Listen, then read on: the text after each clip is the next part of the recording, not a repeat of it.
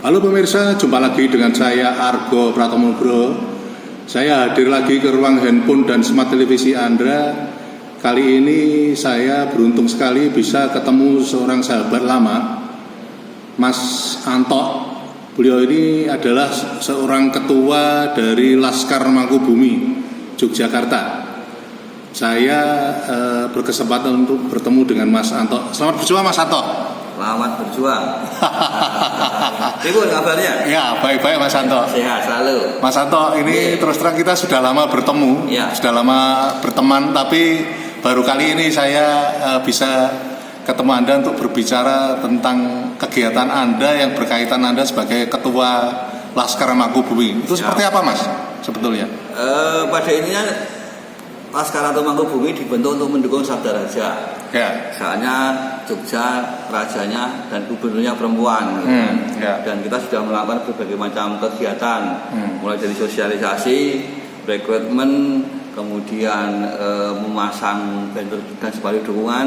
Juga yang terpenting kita juga memberdayakan ekonomi anggota Laskar Ratu Mangkubumi, yaitu dengan menanam kopior CDK. Oh gitu ya? Gitu. Jadi tidak hanya kegiatan politik, tapi juga kegiatan ekonomi. Itu Mas. Berdaya ekonomi ya. Dan kita waktu itu bertemunya Anda dengan saya di kopior itu ya? Di kebun kopior. Iya.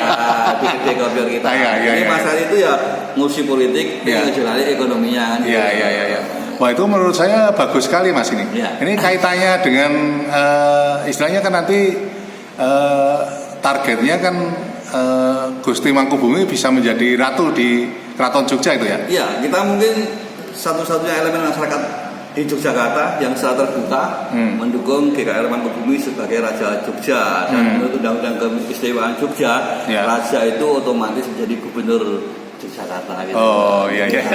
Itu ada. Kita bergerak sejak tahun 2015. Gitu. Oh gitu ya? Tidak ujung-ujung gitu loh. Oh, Anda membuatnya ini sudah tahun 2015? Sekitar 2015 begitu Sabda Raja keluar, banyak yang memberikan penolakan, kita elemen masyarakat Jogja yang langsung memberikan dukungan. Gitu. Oh, berarti itu sekitar kita berkenalan di kopior juga itu. Kita kan sekitar itu juga itu. Itu 2016. Oh 2016 ya? Oh setahun setelah itu ya? Oke. Nah itu sebenarnya visi misinya seperti apa Mas? Jadi kita ingin dengan Raja Jogja perempuan, Jogja lebih mandiri, lebih berdaulat, dan yang jelas Jogja lebih istimewa gitu loh, dari berbagai sektor. Misalnya sektor pendidikan, bagaimana anak-anak Jogja nanti ada kursi khusus bisa kuliah di universitas negeri di Yogyakarta ini gitu loh, melalui jalur khusus gitu loh, sehingga anak-anak Jogja itu nanti menjadi anak-anak yang lebih pintar dan lebih menasional, lebih menginternasional. Gitu. Karena kan saya melihat kan itu suatu tugas yang pengabdian yang tidak gampang, karena kan tradisi keraton di Jogja itu kan biasanya kan putra sepisan mijil kakung gitu Mas. Sesuai paugeran kan gitu. Iya. Jadi era itu kan selalu berubah. Dunia ini kan selalu berubah. Tidak ada salahnya kita mencoba Jogja dipimpin oleh Raja Perempuan, dan itu sudah saya sampaikan di debat pro dan kontra Raja Perempuan waktu di TVRI Jogja. Gitu ya. Saya berikan beberapa alasan. Tidak ada masalah dengan Raja Perempuan karena kepemimpinan hari ini kan kayaknya koordinatif, bisa melibatkan banyak orang sehingga Jogja lebih maju, lebih baik tanpa harus mengedepankan faktor gender gitu loh. Gitu ya. Perempuan dan laki-laki punya hak yang sama di bidang politik, di bidang kepemimpinan, di bidang muamalah gitu. Gitu ya.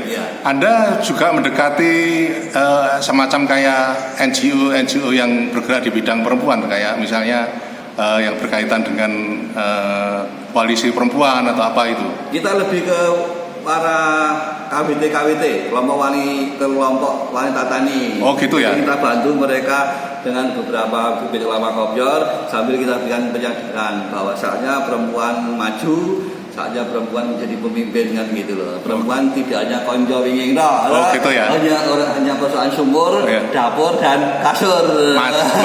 Macak mana ya? Macak mana? Kita harus mulai berdaya gitu. Iya. Oke, terakhir Mas Anto, ini artinya saya kan ingin melihat bahwa harapan Anda seperti apa ini, organisasi Anda ini? Kita selalu bergerak mengajak masyarakat bergabung, kemudian kita berdayakan di sektor ekonomi, juga kita cerahkan di bidang politik, sehingga perempuan sudah tiba saatnya tampil di depan gitu loh. Kita beri kesempatan perempuan untuk memimpin masyarakat Jogja, dimulai dengan GKR Mangkubumi menjadi Raja Jogja. Oke, terima kasih Mas Santo.